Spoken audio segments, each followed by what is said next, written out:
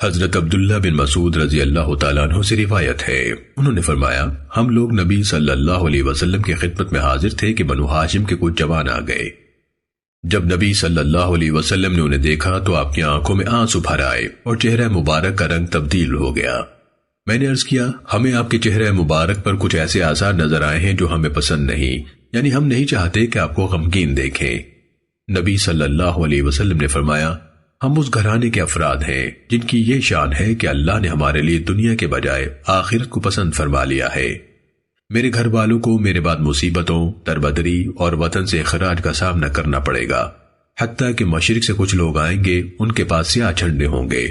اور وہ اچھی چیز مانگیں گے تو انہیں نہیں دی جائے گی، پھر وہ جنگ کریں گے تو ان کی مدد کی جائے گی اور فتح حاصل ہوگی، تب جو کچھ انہوں نے مانگا تھا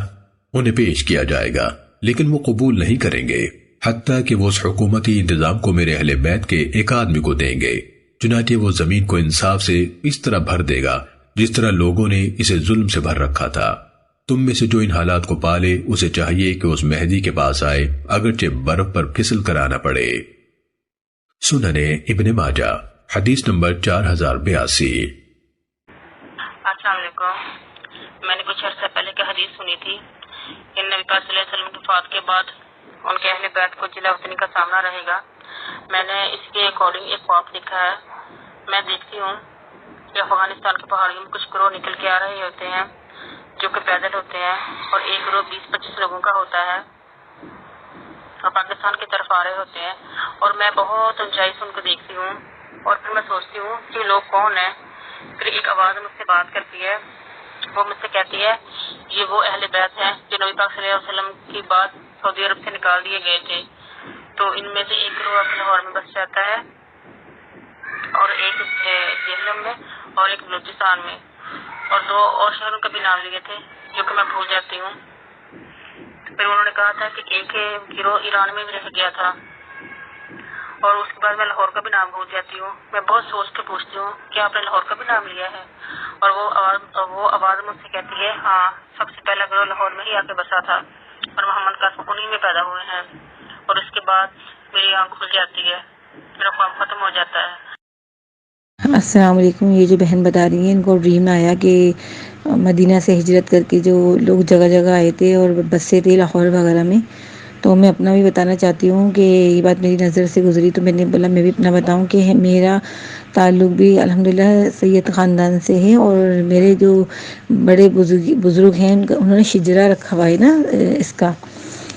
سید کا، تو انہوں نے وہ ان کی شجرے میں باقاعدہ یہ بات لکھی ہوئی ہے کہ جیسے کون کہاں سے ہے اور کس طرح سے نا کس سے تعلق ہے۔ تو میں نے وہاں دیکھا تھا کہ جب سلطنت عثمانیہ کا زوال پذیر ہوتا ہے تو اس کے بعد جو ہمارے بزرگ ہیں وہ ترک سے ہجرت کر کے یہ ملتان میں آئے تھے، تو ان میں سے جو بڑے جو ہیں شاہ تبریز رحمۃ اللہ علیہ، ان کا بتاتے ہیں کہ ہمارے بزرگ ان سے ہمارا شجرہ چلا آ رہا ہے، وہ بھی سید تھے۔ تو میں اس وجہ سے بتا رہی تھی کہ یہ بات حقیقت ہی یہ واقع میں، ان کو ڈریم میں آئی یہ بات کہ اس طرح سے جب لوگ ایسے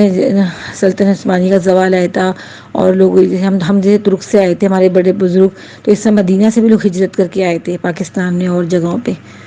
تو یہ بات اب لوگوں کو کیسے سمجھ میں آئے گی؟ اگر فرض کریں بات حدیث میں ہے کہ محمد قاسم جیسے امام مہدی جیسے ہیں وہ ہوں گے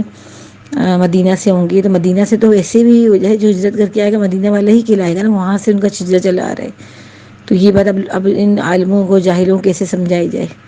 کہ یہ بات ان کو سمجھ میں نہیں آ رہی۔